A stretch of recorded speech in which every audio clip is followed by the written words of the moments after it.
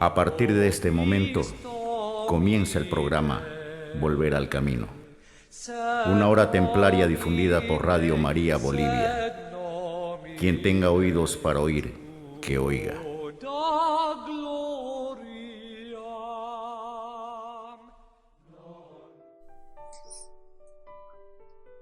Muy buenas noches, hermanos, somos el programa Volver al Camino y este jueves, donde ya la semana va dejando huellas y la noche se acomoda lentamente sobre una ciudad con un poco de abrigo cálido, ¿no? Y es que hemos tenido unos días un poco fresquitos, como decimos aquí en Santa Cruz. Aquí comienza su programa Volver al Camino, este espacio íntimo donde el reloj parece ir un poco más lento, las palabras pesan un poco más y la música dice que a veces no sabemos cómo poner una voz alta. Soy su hermano Dustin Nicino, del grupo de Caballeros Templarios Hombres y Mujeres, y vamos a estarle acompañando junto con mis otros hermanos que me ayudan a hacer el programa aquí en la cabina de Radio María en la próxima hora que dure el programa, donde les compartiremos historias, pensamientos, canciones, evangelio que les van a ayudar un poco para acabar esta noche. Y para comenzar el programa vamos a presentarles el evangelio de esta noche.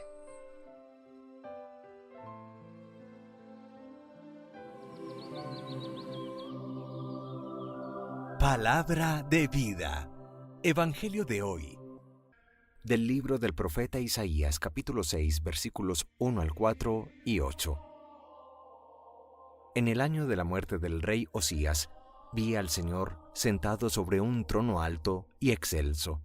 La orla de su manto llenaba el templo. Junto a él estaban los serafines, cada uno con 6 alas. Con 2 alas se cubrían el rostro, con 2 el cuerpo, con 2 volaban. Y se gritaban uno a otro diciendo: Santo, santo, santo es el Señor del universo, llena está la tierra de su gloria. Temblaban las jambas y los umbrales al clamor de su voz, y el templo estaba lleno de humo. Entonces escuché la voz del Señor que decía: ¿A quién enviaré? ¿Y quién irá por nosotros? Contesté: Aquí estoy, mándame. Palabra de Dios, te alabamos, Señor. Salmo 22. El Señor es mi pastor, nada me falta. El Señor es mi pastor, nada me falta. En verdes praderas me hace recostar, me conduce hacia fuentes tranquilas y repara mis fuerzas. El Señor es mi pastor, nada me falta. Me guía por el sendero justo, por el honor de su nombre. Aunque camine por cañadas oscuras, nada temo, porque tú vas conmigo. Tu vara y tu cayado me sosiegan. El Señor es mi pastor, nada me falta.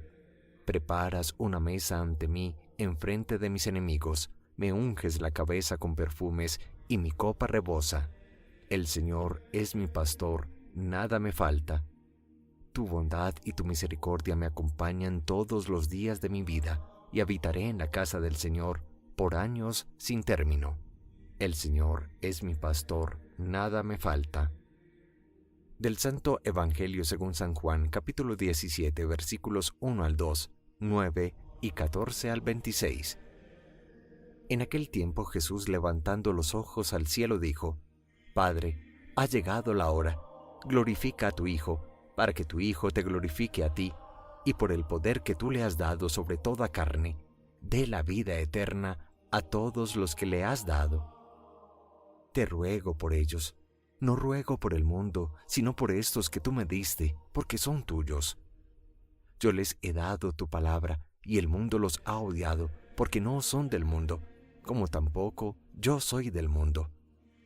No ruego que los retires del mundo, sino que los guardes del maligno. No son del mundo, como tampoco yo soy del mundo. Santifícalos en la verdad, tu palabra es verdad. Como tú me enviaste al mundo, así yo los envío también al mundo. y por ellos yo me santifico a mí mismo, para que también ellos sean santificados en la verdad. No solo por ellos ruego, sino también por los que crean en mí, por la palabra de ellos, para que todos sean uno, como tú, Padre, en mí y yo en ti, que ellos también sean uno en nosotros, para que el mundo crea que tú me has enviado. Yo les he dado la gloria que tú me diste, para que sean uno como nosotros somos uno, yo en ellos y tú en mí, para que sean completamente uno, de modo que el mundo sepa que tú me has enviado y que los has amado a ellos como me has amado a mí. Padre, este es mi deseo, que los que me has dado estén conmigo donde yo estoy y contemplen mi gloria, la que me diste, porque me amabas antes de la fundación del mundo. Padre justo, si el mundo no te ha conocido, yo te he conocido, y estos han conocido que tú me enviaste. Les he dado a conocer y les daré a conocer tu nombre, para que el amor que me tenías esté en ellos y yo en ellos. Palabra del Señor. Gloria a ti, Señor Jesús. En la fiesta de Jesucristo, sumo y eterno sacerdote, tomamos de la carta a los Hebreos en el capítulo 2, una enseñanza que nos pone a pensar cuando afirma: convenía que aquel para quien y por quien existe todo llevara muchos hijos a la gloria, perfeccionando mediante el sufrimiento al jefe que iba a guiarlos a la salvación. Nos muestra cómo Jesús fue perfeccionado, pulido, decantado, madurado mediante el misterio del sufrimiento, que nos repugna a todos, la cruz que muchas veces resulta escandalosa, locura, necedad, pero que es fuerza de Dios, poder de Dios y sabiduría de Dios para todo el que cree. Continuará diciéndonos: lo mismo que los hijos participan de la carne y de la sangre, así también participó Jesús de nuestra carne y sangre, para aniquilar mediante la muerte al Señor de la muerte, es decir, a Satanás, y liberar a cuantos por miedo a la muerte pasaban la vida entera como esclavos. Qué impresionante expresión que nos pone a pensar que muchas veces en la vida somos prisioneros de nuestros temores, porque sentimos que la muerte es la destrucción final de todo y olvidamos que en fe es el paso necesario, la puerta de ingreso a la nueva y verdadera vida. Pero que es ese miedo a la muerte lo que nos lleva a ser esclavos y a vivir en el egoísmo, en el asegurar la vida, asegurar los seres que queremos, asegurar nuestra imagen, asegurar nuestros bienes, y terminamos esclavos y llenos de miedo de nosotros mismos, miedo frente a los bienes que podamos perder, miedo frente a los seres queridos que puedan morir, cuando el Señor nos dice que precisamente Él asumió nuestra carne y sangre y aniquiló la muerte y al Señor de la muerte por la propia muerte de Jesús en la cruz. Parece un juego de palabras, pero hay una teología profunda donde Pablo dirá: ¿dónde está muerte tu victoria? ¿Dónde está muerte tu aguijón y tu veneno? Ha sido destruida y clavada en la cruz por la muerte de Cristo, atada tu muerte para siempre en el leño santo de la cruz, y por eso ya no tienes poder sobre nosotros. Por eso nos declaramos libres frente a la muerte, porque ella ya no gobierna nuestra vida. Terminaré este texto precioso de la carta a los Hebreos diciendo: por el hecho de haber padecido sufriendo la tentación, puede auxiliar a los que son tentados. Y es que no se redime lo que no se asume primeramente, y Jesús nos redime de la tentación y del pecado, porque asumió primero la tentación. Él fue tentado, mas no cayó en la tentación y no pecó, dándonos nueva salvación. Pero pasemos al Evangelio de hoy, en la llamada oración sacerdotal de Juan 17, donde Jesús, en un tono de despedida, con cierto aire de nostalgia, ora al Padre Dios y le dice: ha llegado la hora de glorificar a tu Hijo, para que tu Hijo te glorifique a ti. La hora es el momento del tránsito de la Pascua, de una transformación, si se quiere, ontológica, una nueva forma de ser de Jesús, ya no el hombre de carne y sangre, sino el ser glorificado porque ha cumplido la misión que el Padre Dios le ha encomendado. En un segundo momento en este Evangelio, ora para que sus discípulos sean cuidados y protegidos del mal. En efecto dirá: el mundo los ha odiado a mis discípulos porque no son del mundo, como yo tampoco soy del mundo. No ruego que los retires del mundo, sino que los guardes del maligno.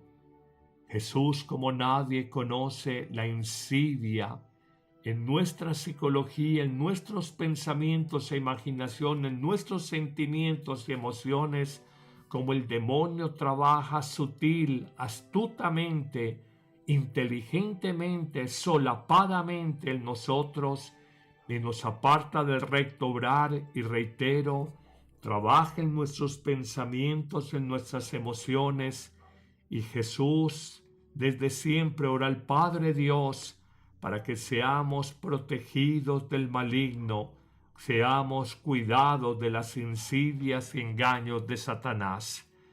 En un tercer momento, reconoce que solo por la santificación personal podemos santificar a los demás. Pablo lo afirmará en su momento: yo me santifico por ellos. Y es que el mayor regalo, el más grande tributo que podemos dar a una humanidad enloquecida, en lo que llama su libertad, enloquecida en placeres, en desbordamientos, hasta llevarle la autodestrucción humana, solo los santos pueden aportar luz de verdad a los hombres y mujeres de nuestro tiempo, tan ofuscados, tan confundidos, tan oscurecidos en su conciencia, cuando al bien lo llaman mal y cuando al mal lo llaman bien. Por eso Jesús habla de santificarnos en la verdad, y solo la palabra de Jesús, que es la verdad, puede santificarnos. Y hoy reconoce que solo las personas santas, con una luz superior, papas santos, obispos y sacerdotes santos, religiosas y religiosos santos, cristianos y creyentes santos, pueden aportar una luz que ilumine la confusión moral, la crisis espiritual, el abandono de Dios que viven hoy millones de personas entregadas a la idolatría, al endiosamiento de la riqueza, del éxito humano, de la fama, de los placeres de la carne, de la tecnología, pensando que esto le da respuesta y sentido a su vida. Un santo es un iluminado de Dios. Un santo es aquel que, portando la verdad de Cristo, puede llevar a la verdad a tantos hombres y mujeres que gastan su vida engañados miserablemente. Finalmente, en un cuarto momento, Jesús ruega no solo por sus discípulos, sino por los que serán los discípulos de sus discípulos, hasta llegar a nosotros. En el fondo, hace 2000 años Jesús ya oraba por nosotros y pide que todos seamos uno, que vivamos en la verdad, que creamos y tengamos fe en Jesús, que ha sido enviado por el Padre. ¿Cuánto necesita nuestro mundo maltratado por la violencia, la guerra, los insultos, las polarizaciones, la ceguera que nos lleva a mirar a nuestro hermano no como un hermano, sino como un objetivo militar. Cuánto necesitamos vivir en unidad, cuánto resuena en nosotros el lema del escudo del Papa León cuando dice in nihilo uno unum, en el uno que es Cristo somos uno, retomando una famosa expresión del gran santo padre de la iglesia Agustín de Hipona.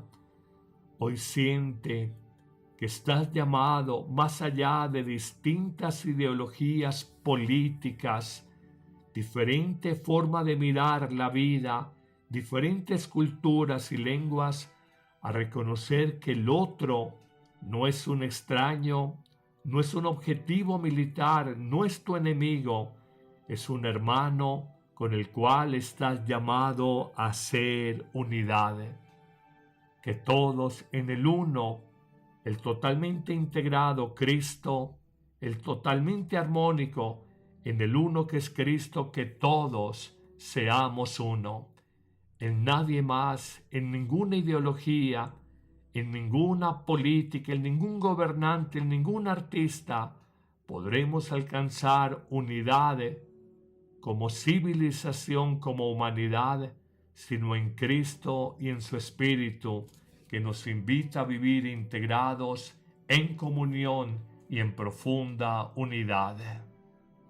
Que el Señor te bendiga en abundancia en este día, en el nombre del Padre, y del Hijo, y del Espíritu Santo. Amén.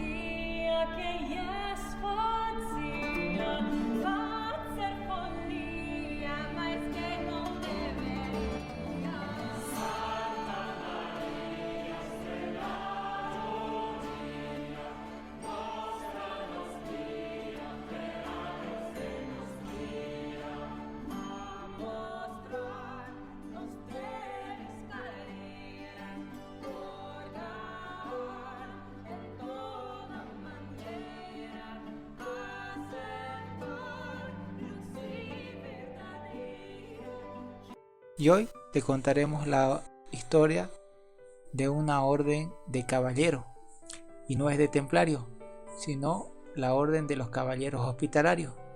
Y le hemos preparado un audio y esperemos que les guste.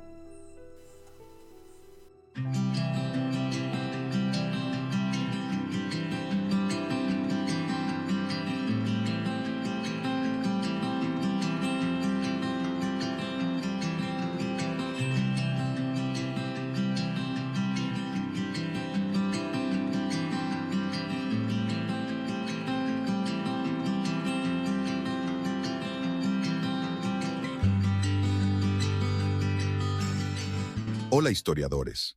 Seguramente han escuchado hablar de los famosos caballeros templarios, pero ¿sabían que no fueron los únicos héroes en las famosas batallas de las cruzadas? Muchas personas tienden a asociar el término cruzados únicamente con los templarios, pero la verdad es que hay otra orden igualmente valiente y digna de admiración, los caballeros hospitalarios. Acompáñanos mientras exploramos el coraje, la dedicación y el legado de estos nobles guerreros. Ven que te cuento la historia de los caballeros hospitalarios.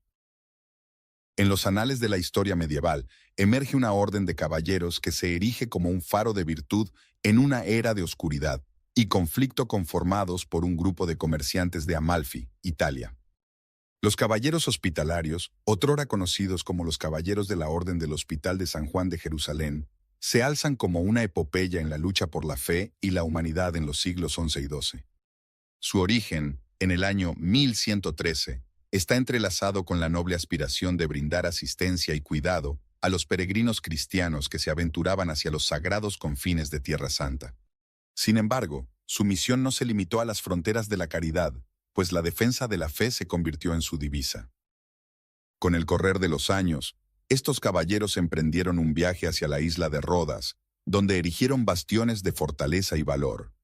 Bajo el título de los Caballeros de Rodas, protegieron los caminos marítimos y terrestres, en una lucha incansable contra aquellos que amenazaban la cristiandad. Pero como los ríos que fluyen hacia el mar, los caballeros hospitalarios buscaron nuevos horizontes y encontraron en la isla de Malta un nuevo hogar. Allí, en el siglo XVI, renacieron como los Caballeros de Malta, erigiendo imponentes fortificaciones y defendiendo las costas mediterráneas de los embates piratas y las incursiones enemigas. Su cruz blanca, emblema de su fe y compromiso, ondeaba en las brisas del tiempo, marcando sus hazañas en las cruzadas en Iberia y Oriente Medio, así como en las campañas del Imperio Bizantino. A lo largo de las eras, su legado se ha preservado en diversas formas, desde la soberana Orden Militar Católica Romana de San Juan hasta la Brigada de Ambulancias de San Juan, encarnando la continuidad de su noble causa a través de los siglos. Así, en los anales de la historia, los caballeros hospitalarios brillan como estrellas en la noche, recordándonos que incluso en los momentos más oscuros, la luz de la virtud y el deber puede guiar a la humanidad hacia la redención. En los albores del siglo XI, el Hospital de San Juan de Jerusalén se erigía como un oasis de misericordia en la ardiente arena de Tierra Santa. Fundado en torno al año 1080 por comerciantes amalfitanos, como se mencionó anteriormente, este santuario inicialmente veneraba a Juan el Limosnero, un patriarca del siglo VII. Sin embargo, pronto se rendiría homenaje al más venerado San Juan Bautista. Dentro de sus muros, divididos entre secciones para hombres y mujeres, la orden ofrecía amparo caritativo a los peregrinos, especialmente a los enfermos y necesitados, sin distinción de fe. Bajo la tutela de los monjes benedictinos, la institución floreció hasta ser oficialmente reconocida como orden religiosa por el Papa Pascual II en 1113, con el beato Gerardo nombrado como su primer maestre. La toma de Jerusalén por los ejércitos occidentales durante la Primera Cruzada marcó un punto de inflexión. Raimundo de Podio, entonces maestre, lideró la reorganización y militarización de la orden a partir de 1120. Entre 1135 y 1154, la Iglesia concedió a los hospitalarios la independencia de cualquier autoridad religiosa local, consolidando así su posición en la región. Los hospitalarios pronto se convirtieron en administradores de la mayoría de los hospitales de Tierra Santa e incluso extendieron su influencia construyendo nuevos establecimientos en Europa, como el emblemático Hospital de Utrecht en 1122. Su prestigio trascendió las fronteras, ganándose el respeto incluso de sus enemigos. Cuando Saladino conquistó Jerusalén, otorgó a los hospitalarios un año para cerrar y trasladar a los pacientes del hospital, un gesto de reconocimiento hacia su labor humanitaria. La consolidación de comandancias en toda Europa garantizó un flujo constante de recursos y reclutas para la orden, que se convirtió en una fuente fiable de caballeros bien entrenados y armados en la segunda mitad del siglo XII. Su contribución fue vital para los ejércitos cruzados y los nuevos estados cristianos en Oriente Latino, dejando una marca indeleble en la historia de la cristiandad medieval. La organización de los caballeros hospitalarios era una maquinaria compleja y bien aceitada, dirigida por el maestre, figura vitalicia elegida por un comité selecto de hermanos caballeros. Junto a él destacaban figuras como el gran comandante, encargado de la administración y los suministros, y el mariscal, responsable de los asuntos militares y disciplinarios. Otros altos rangos incluían al condestable, el almirante, el maestre escudero, el confaloniero y los castellanos, cada uno con sus funciones específicas dentro de la orden. El reclutamiento de los caballeros hospitalarios se extendía por toda Europa, encontrando especial éxito en Francia durante el siglo XII. La orden también atraía a jóvenes de Bohemia y Hungría, quienes veían en ella una mezcla de vida monástica y aventura militar. Aunque no se requería un estatus social particular, se imponían restricciones, excluyendo a criminales, endeudados o exmiembros de otras órdenes militares. Con el tiempo, el reclutamiento se volvió más selectivo, favoreciendo a los aristócratas capaces de financiar costosas armas y armaduras. La vestimenta de los caballeros hospitalarios consistía en una túnica negra con la característica cruz blanca de 8 puntas. A partir del siglo XIII, en combate, llevaban una sobrevesta escarlata. Además de los caballeros, existían los sargentos, de posición más baja, y los puramente eclesiásticos.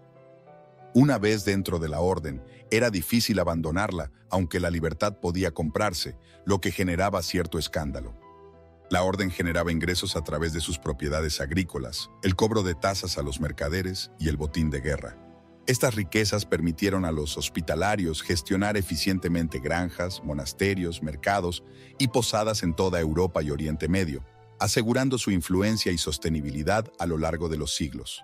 Los hospitalarios, destacando junto a otras órdenes como los caballeros templarios, jugaron un papel vital en las cruzadas occidentales, proporcionando una fuerza de cientos de caballeros que fueron fundamentales, especialmente a partir de la Tercera Cruzada. Su presencia en el campo de batalla era tan crucial que el gran líder musulmán Saladino ofreció una recompensa por la captura de cualquier hospitalario.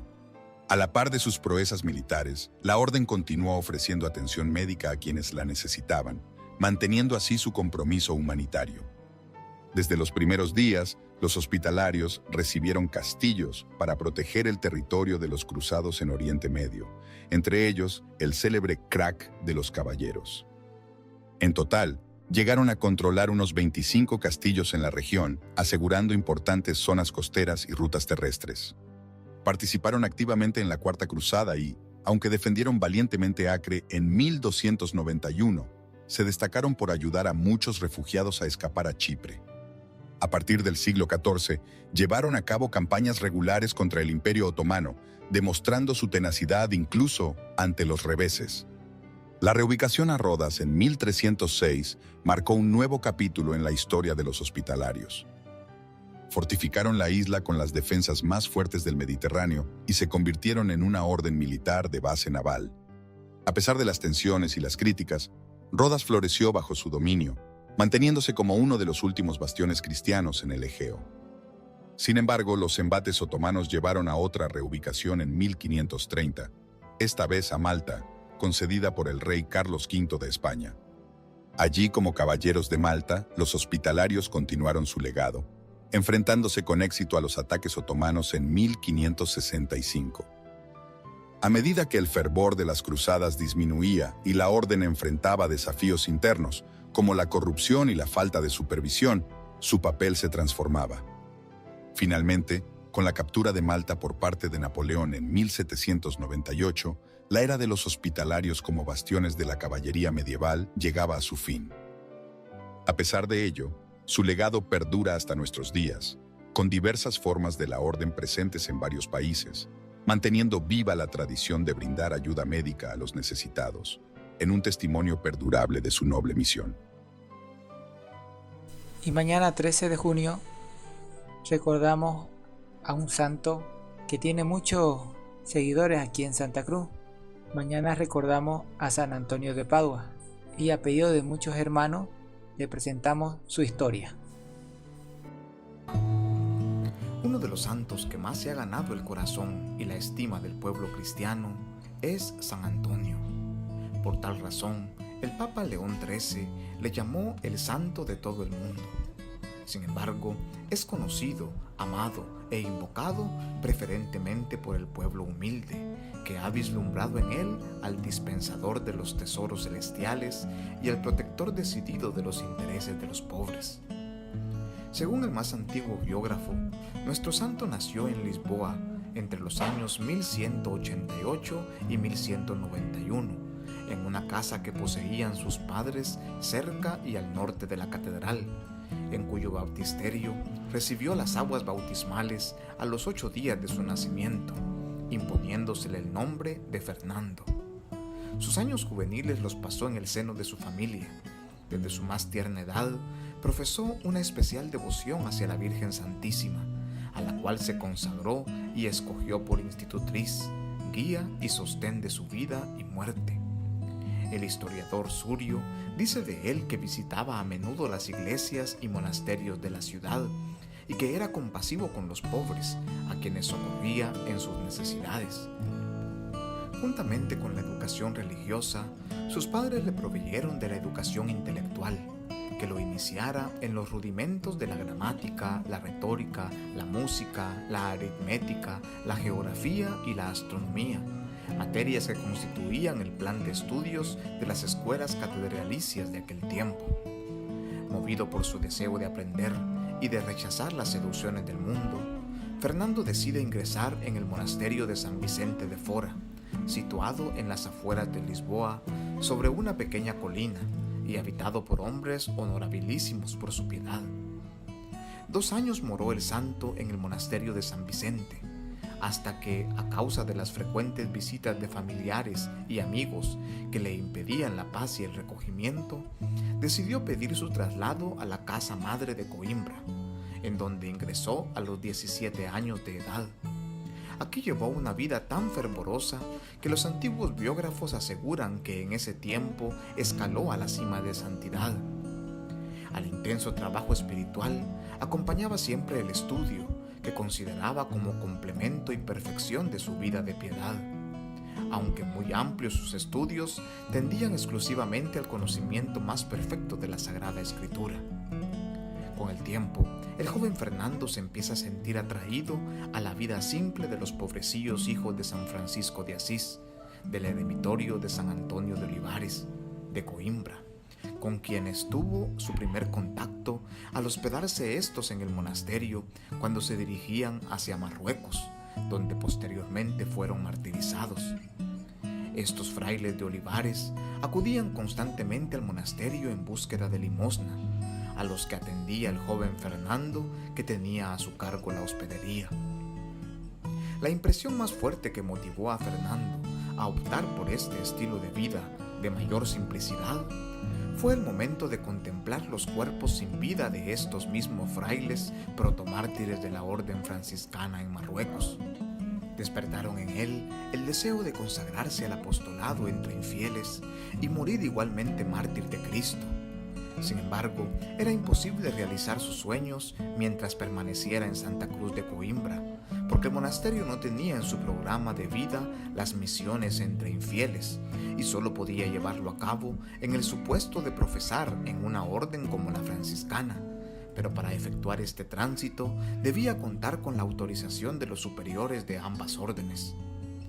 Un día, según su costumbre, los frailes de San Antonio de Olivares acudieron al monasterio en búsqueda de limosna, y Fernando, en secreto, les confió su propósito, diciéndoles: «Hermanos, recibiría con entusiasmo el hábito de vuestra orden si me prometierais enviarme, luego de haber entrado, a tierra de sarracenos para que sea partícipe de la corona de los santos mártires».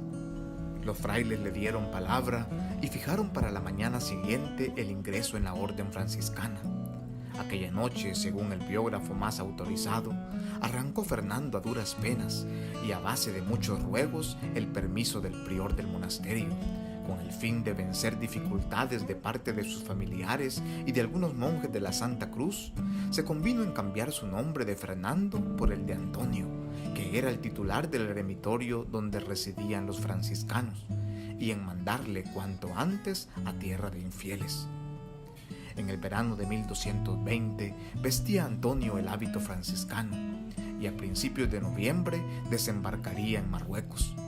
Sin embargo, una terrible enfermedad le retuvo todo el invierno en cama, y los superiores de la misión juzgaron conveniente repatriarlo para que atendiera a su convalecencia.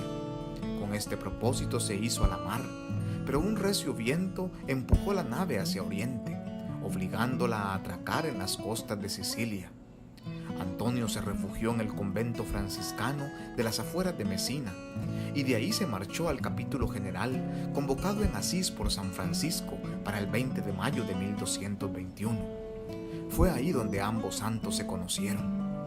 Antonio pasó inadvertido en medio de aquella multitud, de tal manera que terminando el capítulo, los frailes se reunieron en torno a sus provinciales y en su compañía regresaban a sus respectivas provincias, mientras él quedaba a disposición del ministro general. A ruegos del santo, el provincial de Romaña se lo llevó consigo y con su permiso se retiró al eremitorio de Monte Paolo para consagrarse a la soledad. Sin embargo, Dios no quiso que aquella lámpara de la ciencia y santidad permaneciese escondida en la soledad por largo tiempo, ya que con ocasión de una ordenación sacerdotal en el año 1221, donde el predicador no se presentó ante los religiosos franciscanos y dominicos que fueron ordenados sacerdotes, Antonio habló de tal manera que todos quedaron maravillados del torrente de sabiduría que fluía de sus labios. Su ciencia había traicionado a su humildad y no era posible esconderla por más tiempo. Aquella intervención de Antonio sorprendió gratamente al provincial, que pensó en enviarle inmediatamente al apostolado de la predicación. Su primer campo de acción apostólica fue la Romaña, región infectada por los herejes, cátaros y patarinos, ante quienes Antonio predica con autoridad. En Rímine encontró fuerte oposición de los herejes, que impedían al pueblo que asistiera a sus sermones. Entonces recurrió el santo a la eficacia del milagro. Ante la apatía del público que no escuchaba la palabra de Dios, Antonio decide irse a orillas del lago Adriático, donde empezó a predicar a los peces, diciendo: «Oíd la palabra de Dios, vosotros peces del mar y del río», ya que no la quieren escuchar los infieles herejes. A su palabra acudieron multitud de peces que sacaban sus cabezas fuera del agua con grandísima quietud, mansedumbre y orden. Aquel milagro despertó gran entusiasmo en la ciudad, quedando corridos los herejes. Fue tan eficaz su acción apostólica contra los mismos que los antiguos biógrafos le llamaron incansable martillo de los herejes. Al cabo de unos años de apostolado eficaz, Antonio fue nombrado por San Francisco profesor de teología de sus frailes, dado su sabiduría y santidad. Para esto Francisco le envía una carta diciéndole: «Hermano Antonio, mi obispo, Fray Francisco, salud en Cristo. Me place que enseñes a los demás frailes la sagrada teología, siempre que este estudio no apague en ellos el espíritu de la santa oración y devoción, según los principios de la regla. Adiós». Con el beneplácito del santo fundador, fue San Antonio el primer lector de teología que tuvo la orden franciscana. Su magisterio duró poco en el estudio de los franciscanos de Bolonia, por cuanto las necesidades generales de la Iglesia reclamaron su presencia en Francia para combatir ahí la herejía albigense.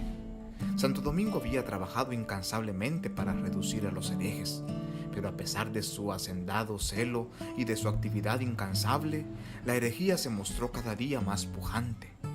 Ante aquel peligro, movilizó el Papa a todos los predicadores que por su celo, ciencia y santidad de vida fueran aptos para acometer una cruzada eficaz de apostolado, para persuadir a los herejes de la falsedad de su doctrina. Entre los escogidos figuraba San Antonio.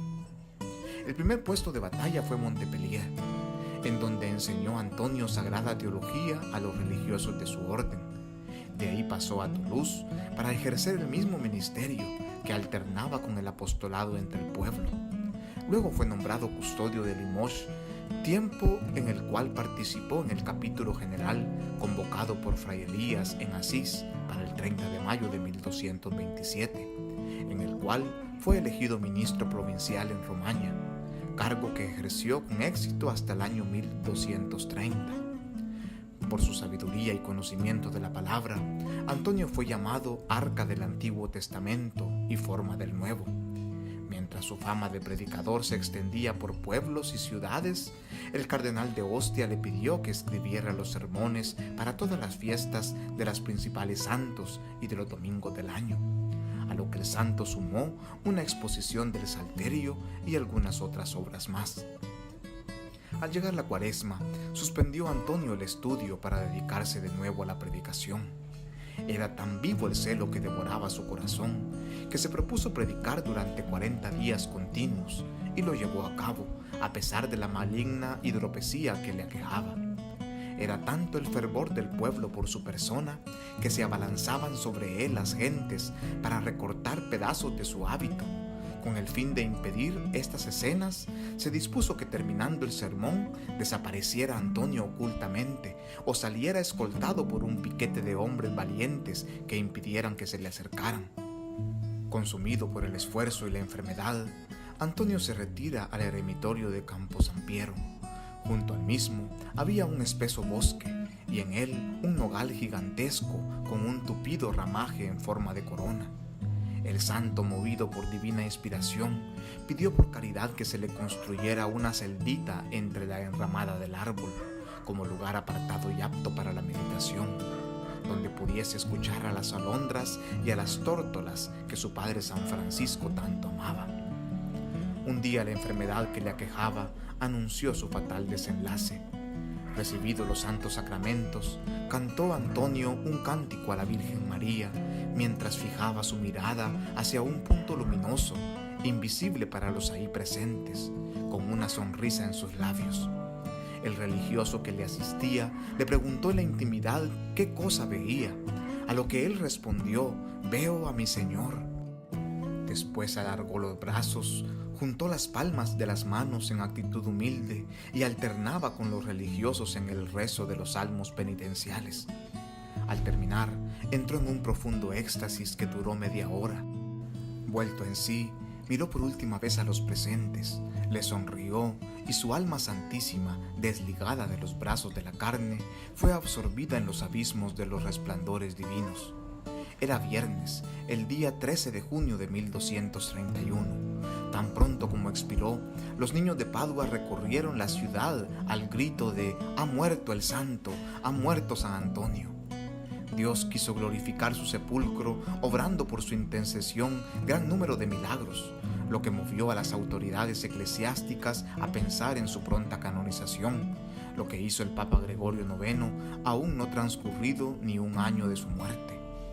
El mismo Gregorio IX le concedió al canonizarle la misa de doctor, que ininterrumpidamente se ha celebrado para su fiesta, por los tesoros de la altísima sabiduría de que fueron testigos los romanos pontífices. Pío XII se hizo intérprete de esa tradición secular cuando el 16 de enero de 1946 le proclamaba doctor de la Iglesia, asignándole el título de doctor evangélico.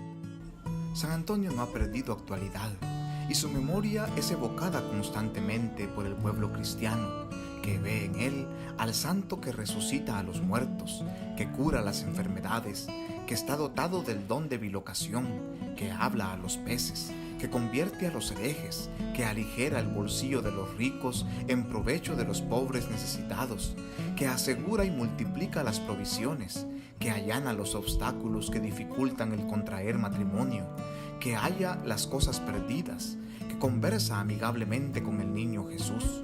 La experiencia cotidiana enseña que San Antonio no defrauda nunca la esperanza de sus devotos que confían en su intercesión ante el trono del Altísimo. San Antonio de Padua ruega por nosotros paz y bien. Y ayer, 11 de junio, fue el santo oral de San Bernabé, y junto con el apóstol Pablo fueron los primeros misioneros de la historia bíblica. Le vamos a compartir un poco de su historia. Bernabé, cuyo nombre significa hijo de consolación, aparece por primera vez en el libro de Hechos, como un ejemplo de generosidad y servicio desinteresado en la iglesia primitiva. Según el relato en Hechos 4, 36-37, Bernabé era un levita originario de la isla de Chipre. Desde el comienzo, su carácter se destacó por su disposición a ayudar a otros. En un momento en el que los creyentes compartían lo que tenían para suplir las necesidades de la comunidad, Bernabé tomó la decisión de vender un terreno de su propiedad. Sin guardarse nada para sí, entregó todo el dinero obtenido a los apóstoles para que fuera distribuido entre los más necesitados. Este acto no solo demostró su generosidad, sino también su fe en Dios y su compromiso con la obra del reino. Este sería solo el comienzo de una vida dedicada al apoyo y consuelo de los demás, convirtiéndose en una figura clave en el crecimiento de la Iglesia.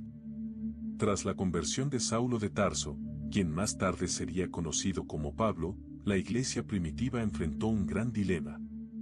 Saulo, antes un feroz perseguidor de los cristianos, se había convertido al cristianismo de una manera dramática en el camino a Damasco, cuando Jesús mismo se le apareció.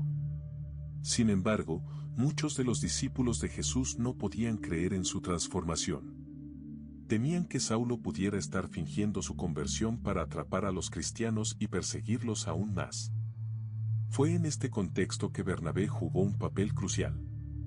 Según Hechos 9, 26-27, cuando Saulo llegó a Jerusalén, los discípulos lo rechazaron, temerosos de su pasado.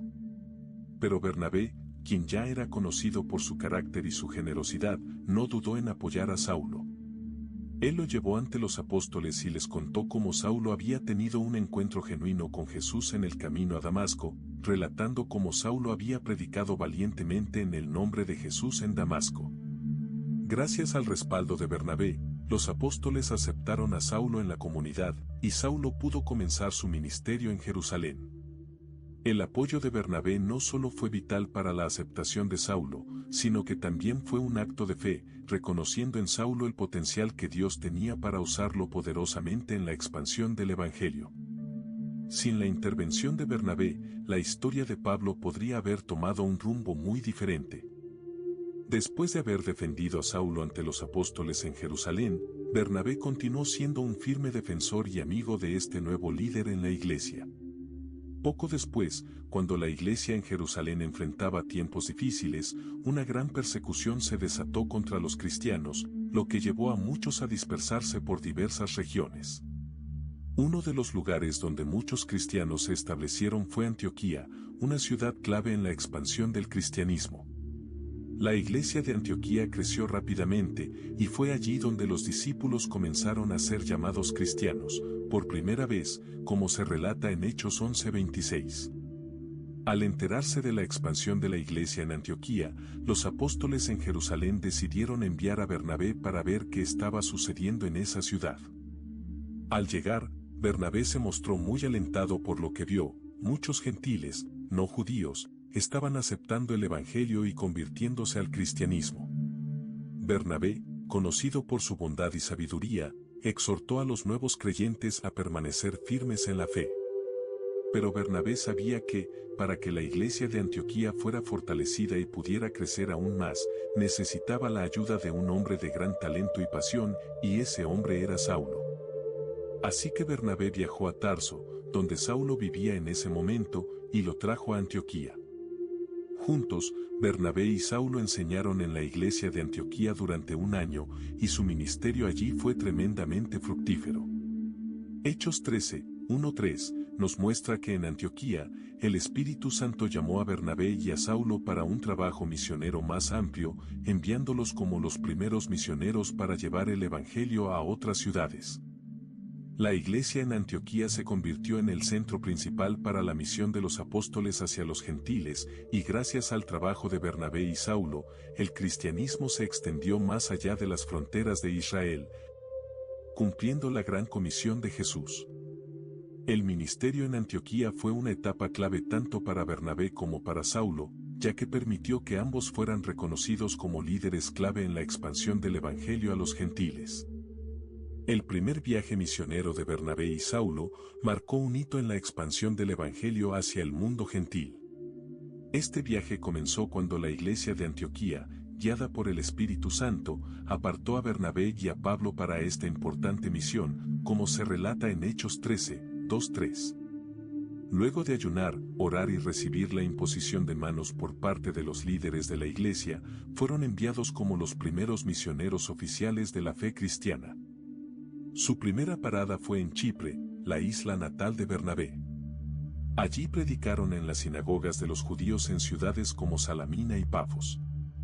Durante este tiempo, enfrentaron desafíos espirituales, como el encuentro con el mago Elimás, quien intentó oponerse a su mensaje ante el procónsul romano Sergio Paulo.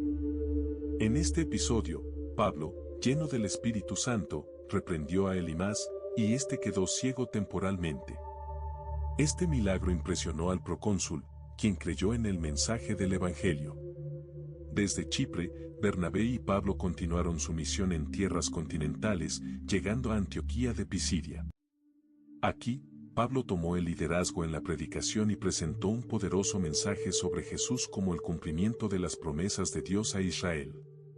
Muchos judíos y gentiles creyeron, pero también enfrentaron oposición de los líderes religiosos judíos, quienes incitaron a las autoridades locales contra ellos, obligándolos a salir de la ciudad. El viaje continuó a ciudades como Iconio, Listra y Derbe, donde llevaron el Evangelio con valentía. En Listra, un notable milagro ocurrió cuando Pablo sanó a un hombre que había sido cojo desde su nacimiento. Sorprendidos, los habitantes locales intentaron adorarlos como dioses, llamando a Bernabé, Júpiter, y a Pablo, Mercurio. Sin embargo, ambos misioneros rechazaron enérgicamente tal honor, insistiendo en que ellos eran simples hombres que proclamaban al único Dios verdadero. El viaje también estuvo lleno de peligros. En Listra, Pablo fue apedreado por una turba incitada por sus opositores y dado por muerto, pero milagrosamente sobrevivió y continuó predicando. Finalmente, después de visitar varias ciudades y fortalecer a los nuevos creyentes, Bernabé y Pablo regresaron a Antioquía para informar a la iglesia sobre cómo Dios había abierto la puerta de la fe a los gentiles. El primer viaje misionero no solo fue un éxito en términos de nuevas conversiones, sino que estableció un modelo para el trabajo misionero futuro, demostrando la importancia de la predicación, la formación de discípulos y la fortaleza frente a la oposición. Bernabé y Pablo se convirtieron en pioneros en llevar el Evangelio más allá de las fronteras de Israel, expandiendo la iglesia al mundo gentil. El conflicto en Jerusalén marcó un momento crucial en la historia de la iglesia primitiva y en el ministerio de Bernabé. Este episodio, narrado en Hechos 15, surge a raíz de una importante cuestión doctrinal: ¿debían los creyentes gentiles cumplir con las leyes judías, como la circuncisión, para ser salvos? Después de su exitoso primer viaje misionero, Bernabé y Pablo regresaron a Antioquía, donde la iglesia había crecido significativamente gracias a la inclusión de gentiles. Sin embargo, algunos creyentes que venían de Judea insistían en que era necesario que los gentiles se circuncidaran y observaran la ley de Moisés para ser verdaderos seguidores de Cristo. Esto causó una fuerte discusión y desacuerdo en la comunidad.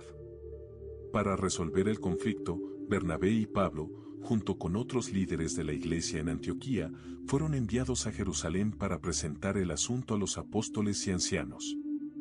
En esta reunión, conocida como el Concilio de Jerusalén, se reunieron los líderes principales de la iglesia, incluyendo a Pedro, Santiago y otros apóstoles.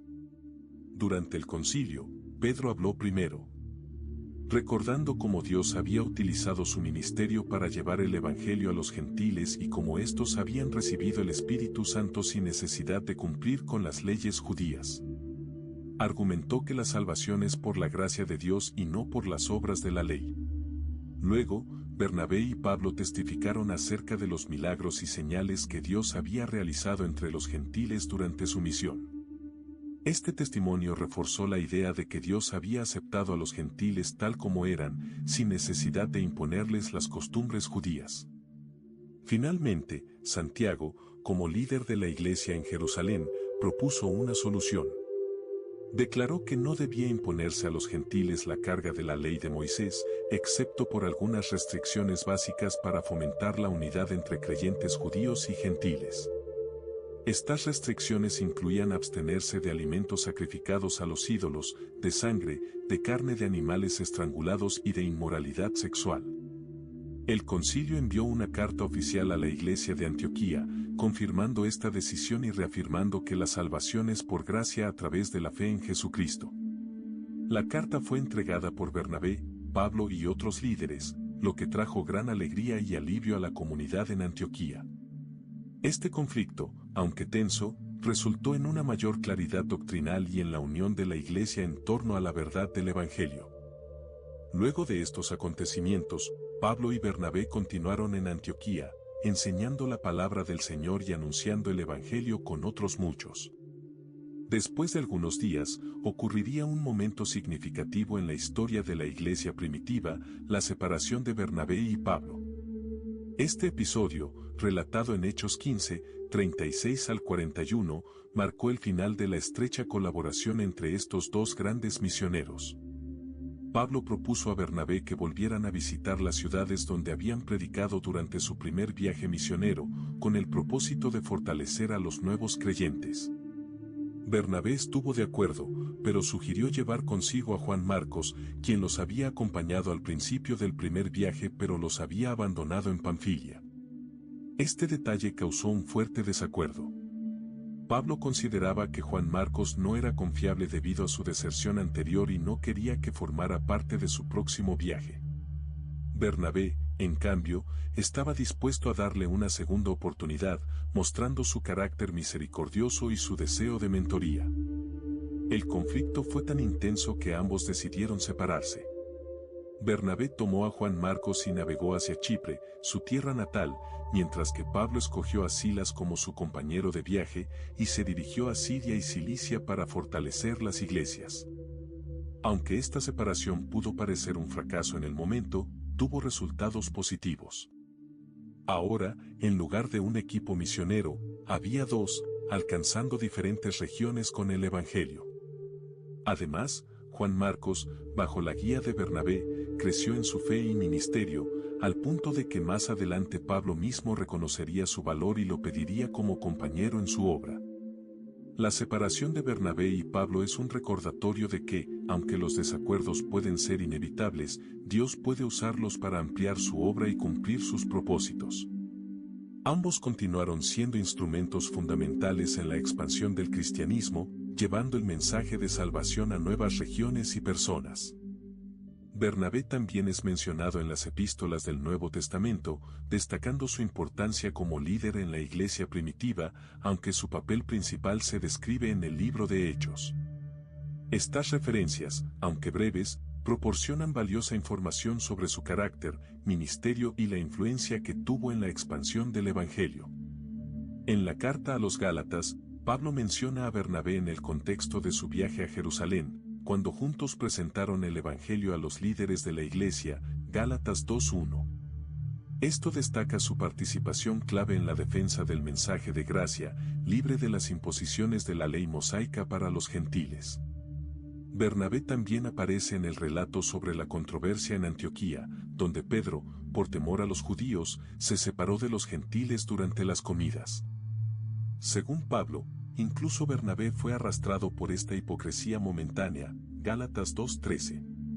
Este episodio muestra su humanidad y las tensiones dentro de la iglesia naciente. En 1 Corintios 9:6, Pablo se refiere a Bernabé como un compañero en la labor apostólica y destaca que, como él mismo, Bernabé trabajaba sin exigir sustento económico de las iglesias, optando por vivir de manera independiente para no ser una carga. Esto refleja su carácter sacrificial y su compromiso con el Evangelio. Bernabé como ejemplo de fe y servicio es un legado evidente en su vida y ministerio, según las Escrituras. Su nombre, que significa hijo de consolación o hijo de exhortación, es un reflejo de su carácter y del impacto que tuvo en la iglesia primitiva. Desde su presentación en el libro de Hechos, se le describe como un hombre lleno del Espíritu Santo y de fe, cualidades que lo guiaron en su servicio a Dios y a los demás. En cada etapa de su vida, Bernabé demostró que un verdadero siervo de Dios no busca reconocimiento personal, sino que vive para servir, animar y fortalecer a los demás en la fe. Su legado inspira a los creyentes a ser generosos, a confiar en el poder transformador de Dios y a dedicarse con humildad a la obra del reino. Hermanos, la hora del programa ha terminado. Esperamos que el programa haya sido de su agrado y nos escuchamos el próximo jueves.